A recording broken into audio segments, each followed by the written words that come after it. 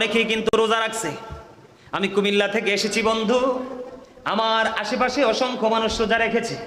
আপনার তো জানেন নাই দিনটা এত বড় নিয়ামত। রমজান মাসে রোজার পরে কোন রোজার যদি গুরুত্ব পায় তাহলে সবচেয়ে বড় গুরুত্বের কোটায় থাকবে মুহররমের 10 তারিখের রোজা। কিন্তু পরে নবীজি হাদিস শরীফের মধ্যে এসেছে, নবীজি বলেছে আগামী বছর থেকে আমরা 9 তারিখ রোজা রাখবো, কারণ ইহুদিরা 10 তারিখ রোজা রেখেছে। আমরা ইহুদিদের মতো করব না, আমরা তাদের ব্যতিক্রম করব। পুরস্কারটা কি জানবেন না? এই মুহররমের 10 তারিখে কেউ যদি একটা রোজা রাখতে পারে, আমার রাসূল জানিয়ে দিয়েছে বন্ধু, তার 40 বছরের জীবনের গুনাহ মাফ করে দেওয়া হবে যদি মুহররমের 10 তারিখে একটা রোজা রাখা যায়। গুরুত্ব দেওয়ার দরকার আছে না নাই? আরো জোরে বলেন। এটার মর্যাদা তো বেশি।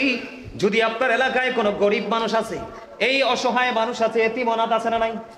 এতিমের মাথায় যদি কেউ মুহররমের 10 তারিখে হাত বুলিয়ে দেয় রে, আমার নবীজি জানিয়ে দিয়েছে ওই এতিমের মাথায় যত চুল তত সমপরিমাণ সওয়াব তার আমলনামায় দেওয়া হবে। এই বন্ধু আমি আপনাদেরকে বলে দেই, মুহররমের 10 তারিখে কেউ যদি কোনো রোজাদার ইফতার করাতে পারে, গোটা মুসলিম উম্মাহ ইফতার করানোর সওয়াব তার আমলনামায় দেওয়া হবে। এই মুহররমের 10 তারিখে কেউ যদি কোনো অসুস্থ রোগীর সেবা করতে পারে, তাহলে গোটা পৃথিবীর মুমিন মুমিনাকে সেবা করার সমান সওয়াব তার আমলনামায় দেওয়া হবে। এটার সওয়াব, এটার মজা আছে না নাই? আপনাদেরকে আরেকটা মজার কথা আমি বলে দেই বন্ধু, আমি আপনাদেরকে আরেকটা মজার কথা বলি। ইরাক নামে একটা দেশ আছে না নাই? এই তৎকালীন সময় একটা সিটি ছিল, যেই শহরের নাম ছিল রায় শহর। ইরাকের রায় শহরের বাদশাহ মুহররমের 10 তারিখে আজকে আপনার অনেক টাকা খরচ করেছেন, কথা কয় না, করছেন কিনা? এই যে মুহররম মাসে খরচের ফজিলত, দানের ফজিলত, আল্লাহর পথে হুসাইন, ইমাম হাসান হুসাইন আহলে বাইতের প্রেমে কুরবানি করার ফজিলত। ও বন্ধু, মুহররম মাসে 10 তারিখে আপনি যদি দান করতে পারেন, আপনার নিয়ামত কেমন হবে রে? আমি আপনাদেরকে বলে দেই, রায় শহরের বাদশার কাছে সে ভিক্ষুক হাত পাতলেন মুহররমের 10 তারিখে। ভিক্ষুক যখন হাত পাতলো, রায় শহরের বাদশা কি করলেন? তাকে বিতাড়িত করে দিলেন, না না তোমাকে সাহায্য করব না। ভিক্ষুক যখন মনটা খারাপ করে অন্যদিকে মোড়টা ঘুরালো, তখন একজন খ্রিস্টানের চোখে সেটা পড়লো।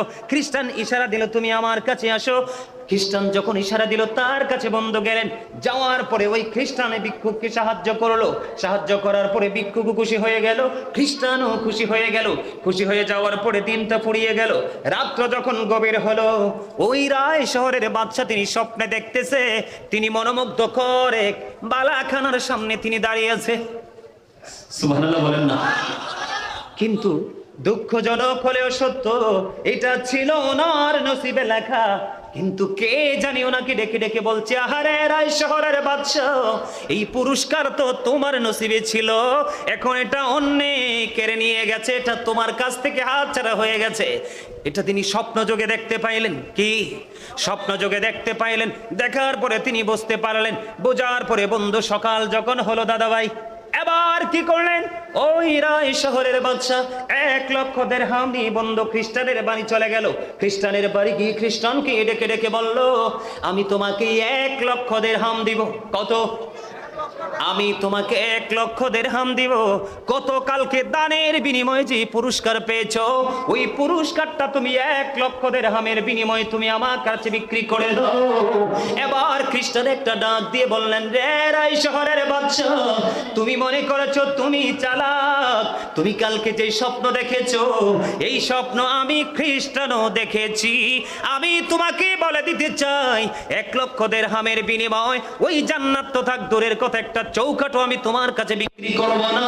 এই মুহররম, এই আশুরার 10 তারিখে দান করার, খরচ করার ফজিলত আমি জানতে পেরেছি। তুমি দেখো আমি মধুর কালেমা পড়ে হয়ে গেলাম মুসলমান।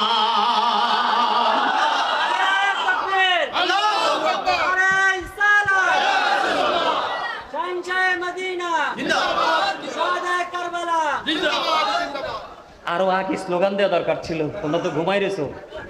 যদি চা খাইতে তাইলে ভাবতাম যে চা আছে হাতে, চায়ের নেশায় ভুলে আছে। ঠিক কিনা বলেন? আরো জোরে। আমার কথা কি ভাল লাগছে? আরো জোরে বলেন। আরে আরো জোরে বলেন। মজার খবর না?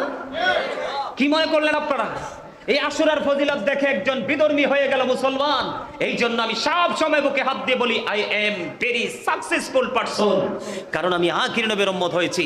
এর চেয়ে বড় মজার কিছুই হতে পারে পারে? সবসে আওলা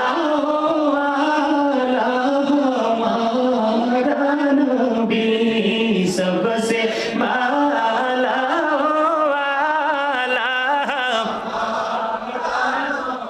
ভাল লাগে? মজা না? আরে কি মজা! স্টুডেন্ট লাইফে কত গাইছি সঙ্গীত, ঠিক কিনা বলেন? মজার জিনিস তো রাসূল। আরো মজার জিনিস আল্লাহ বানিয়ে পাঠাইছে রাসূলের। আহলে ভাই, মজা কি কেউ হাতছাড়া করতে চায়? আরো জোরে বলেন, চায়? আরো জোরে! আমরা চাই। একটু কষ্ট করতে পারবো না? আজকের একটা রাত্র, কিছু সময়, সারা রাত্রও না। কি বলেন দাদা ভাই? এই যে যুবক ভাইরা, তোমাদের তুলনায় ওনার বয়সটা দেখছো নি? অনেক না? আমরা ওই পর্যন্ত যেতেও পারবো না, কারণ আমরা চারপাশ নষ্ট। এই নষ্ট পরিবেশে থেকে থেকে আমরা হয়ে গেছি একবারে সর্বোচ্চ সীমারেখার দুষ্ট। কথা কয় না? আমরা আসলে দুষ্ট মানুষ না? আমরা কি মিষ্টি মানুষ না?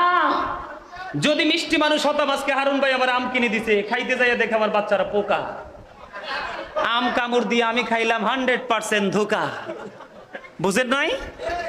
ওমা আমি নিজে একটা প্রভাত লিখেছি, ছোট্ট একটা প্রভাত। কি লাভ হবে আমি অন্যজনকে দোষে, সব পেয়েছি আমি আমার আপন কর্ম দোষে।